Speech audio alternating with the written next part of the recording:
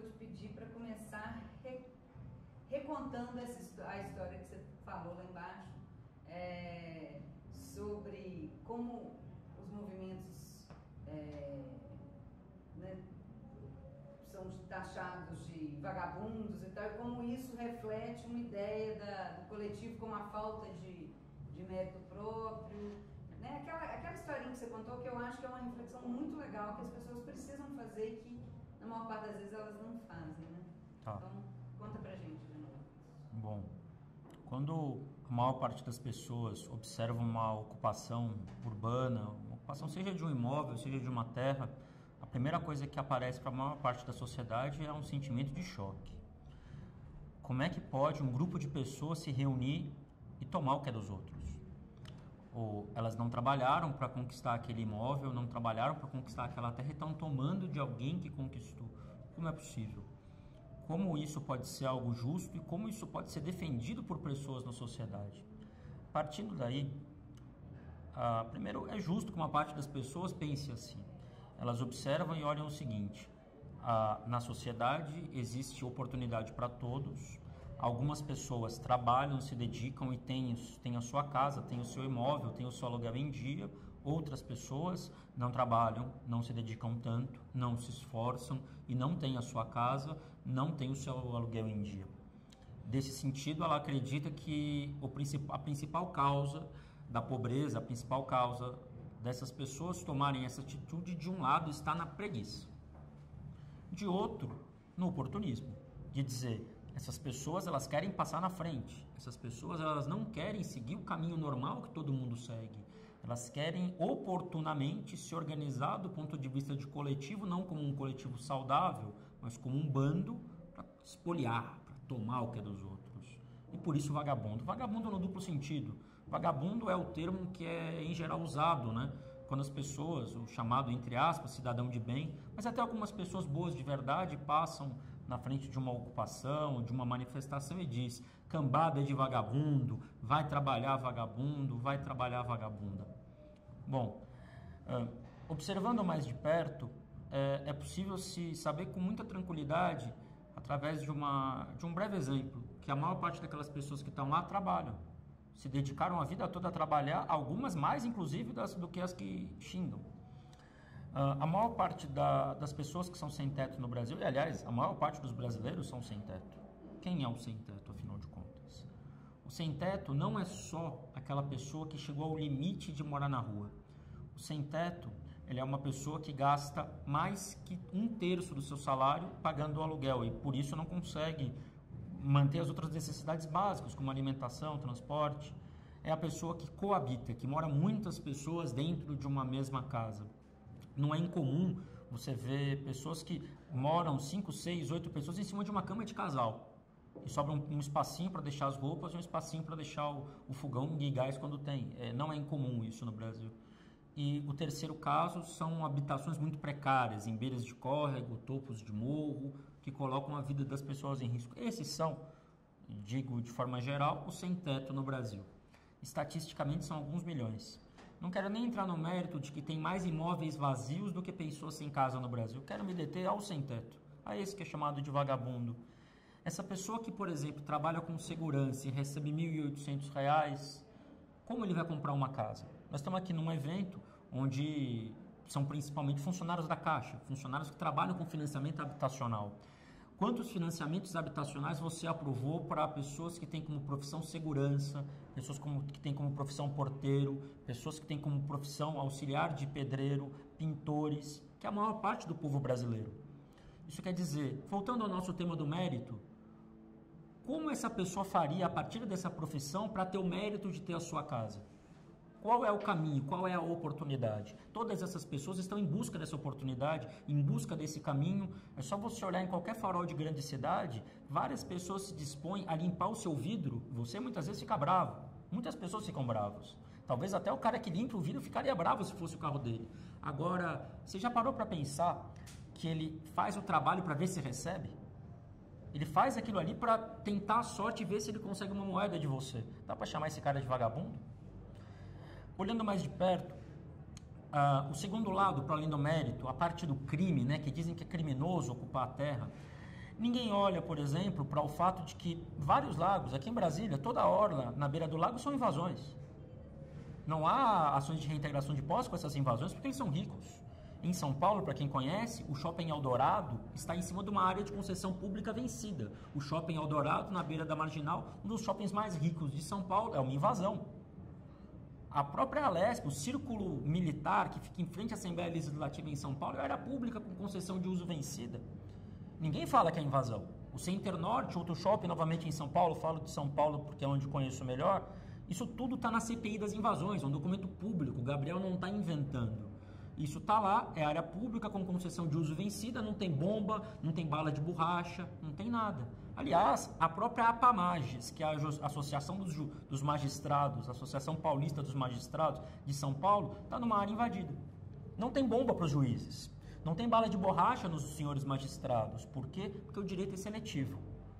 É muito fácil dizer que o sem-teto é criminoso ao ocupar uma terra. Aliás, mesmo isso, mesmo sendo rigoroso, esquecendo que a lei não vale para todos, também é impreciso, porque aquela área não deveria estar vazia. No Brasil, existe uma lei, uma função social da propriedade. Terra não é igual escova de dente. Se você tiver, vá lá, todo esse estúdio cheio de escovas de dente, milhares, centenas de milhares de escovas de dente, não vai faltar escova de dente para ninguém, porque tem fábricas que produzem centenas de milhões, se necessário. A terra não é assim. A terra é um bem finito. Se uma pessoa tem uma certa quantidade de terra numa cidade e não a usa, ela pode inviabilizar o desenvolvimento da cidade. Por isso, tem uma lei, uma função social da propriedade, que diz que essa terra tem que ser progressivamente tributada para incentivar o uso dessa propriedade. Ela não pode ficar jogada e vazia. O ponto é estar.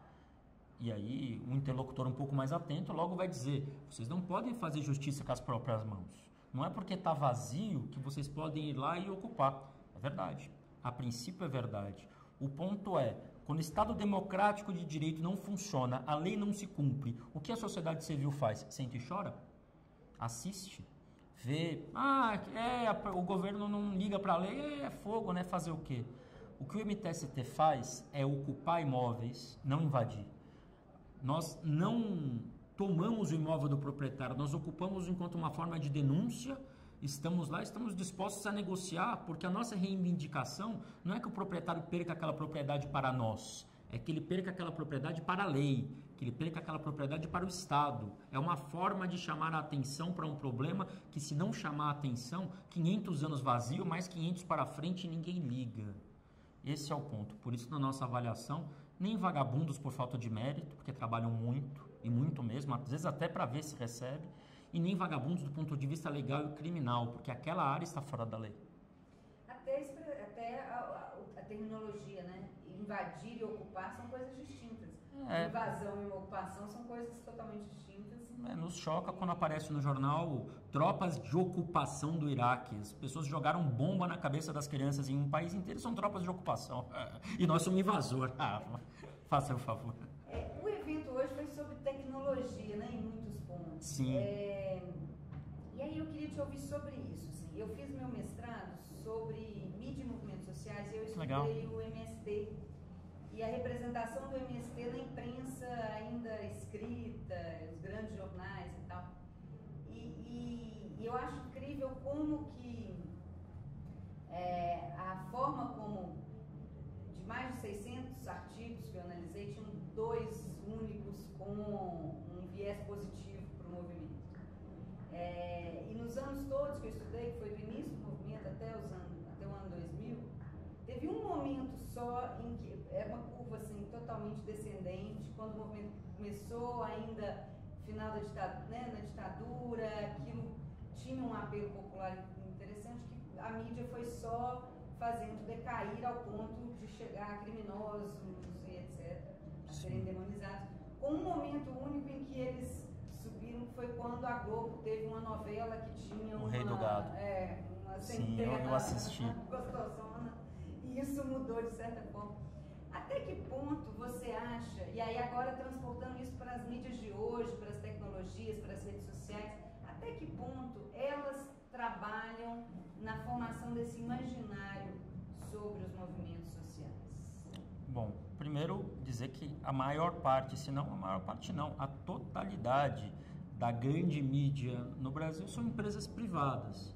Mas, Gabriel, você é contra ter empresa privada de mídia? De jeito nenhum. Eu sou contra que sejam as únicas. Que a gente não tenha oportunidades. Aliás, eu compactuo com essa leitura deles da livre iniciativa. Eu acho que a gente tem que ter meios no Brasil dos trabalhadores terem a livre iniciativa de terem seus meios de comunicação, assim como é, por exemplo, a TVT.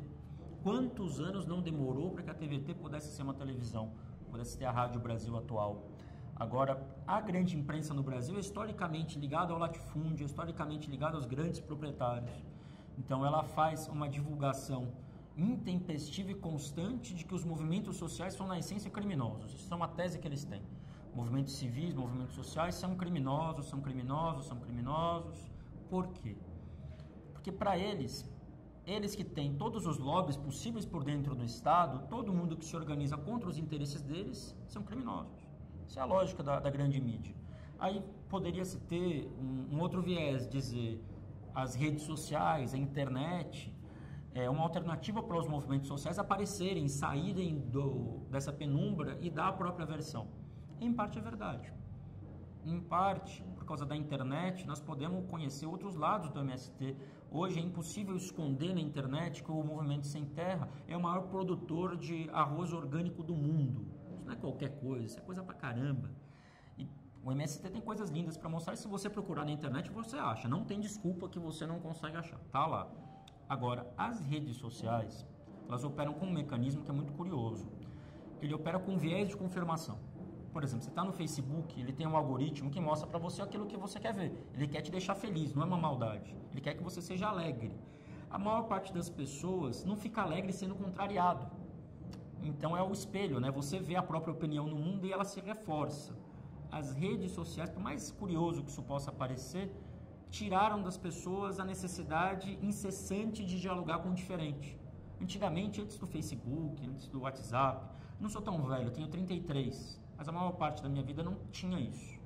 Você estava no trabalho, no esporte, nos grupos que a gente se reunia para conversar, tinha gente com todos os pensamentos e você era obrigado a ouvir, obrigado a falar, senão você se isolava, você ficava como chato. Hoje, você está nas redes sociais, você não gosta de uma opinião, você exclui o cara do grupo, você bloqueia ele no seu Facebook, você sai do grupo em última instância. As redes sociais permitiram uma geografia do diálogo em que você não é contestado e não precisa aprender a conversar com o diferente. O que acontece? Essa opinião que as grandes meios de comunicação trabalharam arduamente para construir, que é o senso comum, que já tem vários traços, ele é retroalimentado e ele vai crescendo nas redes sociais ao ponto de se tornar descontrolado. As pessoas que tinham opiniões absurdas, como por exemplo, LGBT não é gente. Eu até tolero, mas não é gente, não é normal. Eu escuto-se muito isso. Não, beleza, mulher pode trabalhar, mas não deve. Esse tipo de coisa absurda que antes as pessoas falavam em festas quando estava bêbado e logo todo mundo já meio que olhava de canto e falava, isso por aí não dá. Esse cara, ele achou mais centenas iguais a ele e ele falou, se tem centenas iguais que acham isso, então eu vou falar mesmo, até virar um presidente da República. Então, é isso. Nosso grande desafio é como a partir dessa situação, que isso é um dado, eu posso lamentar à vontade, eu posso xingar, eu posso falar, mas tá aí. Como a gente consegue intervir nesse cenário de monopólio da grande imprensa e de redes sociais que só reafirmam o senso comum que essa imprensa anteriormente, junto com toda a vida, ajudou a construir, como a gente age e transforma e consegue levar para o nosso povo elementos que desmontem essa ideologia. Esse é o desafio que está posto. Estamos dispostos a enfrentar esse desafio até as últimas consequências, mas até porque a gente não tem escolha, né? Vai deixar os caras ganhar? É isso mesmo. Eu te vi aqui observando o dia todo, né? Ouvindo as palestras e tal. Qual que é o balanço que você faz? O que você tira desse dia de hoje? Bom, sim, primeiro a ousadia. Uma atividade que reúne trabalhadores para falar sobre temas de interesse dos trabalhadores. Em geral, nos movimentos de organização de trabalhadores no Brasil tem um formato muito diverso desse. É aquelas cadeirinhas brancas, formato de auditório, uma mesa na frente, em geral bem arrumada, e falas sucessivas. Sim, eu já fui em atividades das 9 até de noite, assim, que era duro, bicho, era duro. Até quem está na organização sofre de aguentar. O câmera perde o foco porque dorme. É terrível. Primeiro, esse esforço de uma atividade que dialogasse com a forma como este setor organizado, que é a faixa dos jovens, está acostumado a se comunicar. Essa forma mais dinâmica que provém desse estímulo incessante que a gente recebe, né? WhatsApp, Facebook, TV, muda de canal. Esta forma mais rápida, essa forma mais leve, eu acho que foi um baita de um acerto. Mas não dava para saber que ia ser um acerto a priori, né? Então a ousadia merece ser muito elogiada. Esse formato mais horizontal, esse formato que deixa as pessoas à vontade para perguntar. Primeiro, o acerto da forma. Segundo, fiquei no cantinho aqui, né? Então eu peguei de um lugar que dava para ver ao mesmo tempo quem estava falando e quem estava assistindo meio que de costa. Muito poucas pessoas ficaram no celular a atividade toda. Então assim, quando ficava mexendo no próprio grupo de WhatsApp, isso quer dizer, havia um engajamento, funcionou a proposta das pessoas acompanharem o debate. O que foi para o coração de cada um é algo inescrutável, cada um que o diga. Eu, vendo no meu cantinho aqui em cima, vi uma atividade muito dinâmica, que não por conta disso perdeu conteúdo, falas muito profundas, exemplos muito interessantes, e acho que é uma coisa que a gente tem que tentar repetir. Só para finalizar, o tema do bloco que você participou é o que te representa, né? O que te representa, Gabriel? Uma perspectiva de futuro, porque nós vivemos num tempo, tem três tipos de tempo. O tempo linear, em que você tinha o Gênesis, a vida, os conflitos e o apocalipse, e acabava. Tinha começo, meio e fim, as grandes utopias, essa noção do progresso. O tempo cíclico, que começava no plantio, tinha o preparo, a colheita e voltava. E o atual, que é o eterno presente. Não há perspectiva do amanhã e não importa muito o que aconteceu ontem. O ontem é velho e o amanhã ainda não chegou. Então, é um tempo que ele não tem muita consistência, não tem continuidade, está sempre acontecendo coisas e coisas e coisas e coisas e coisas. Eu me represento em pessoas que veem perspectiva de futuro. Me sinto acolhido, me sinto feliz, me sinto integrado quando eu estou junto com pessoas que pensam o futuro do Brasil, não enquanto onde eu vou estar no Brasil o ano que vem. Isso é importante também, ninguém pode abrir mão de si próprio. Mas eu me sinto à vontade quando eu me encontro com companheiros que se olham e falam, tá, daqui 10 anos, como é que vai estar o meu país? Daqui 10 anos, como vai estar a minha comunidade? E aqui eu fico muito feliz de ter encontrado repletas opiniões desse tipo, muitas pessoas, e me sinto representado em quem pensa o futuro e quem pensa o futuro do ponto de vista dos trabalhadores. Muito lindo. Fechou. Obrigado. Chave de ouro. Obrigado. Obrigadíssima, Gabriel. Foi ótimo. Nossa, adorei te ouvir. Pô, que legal.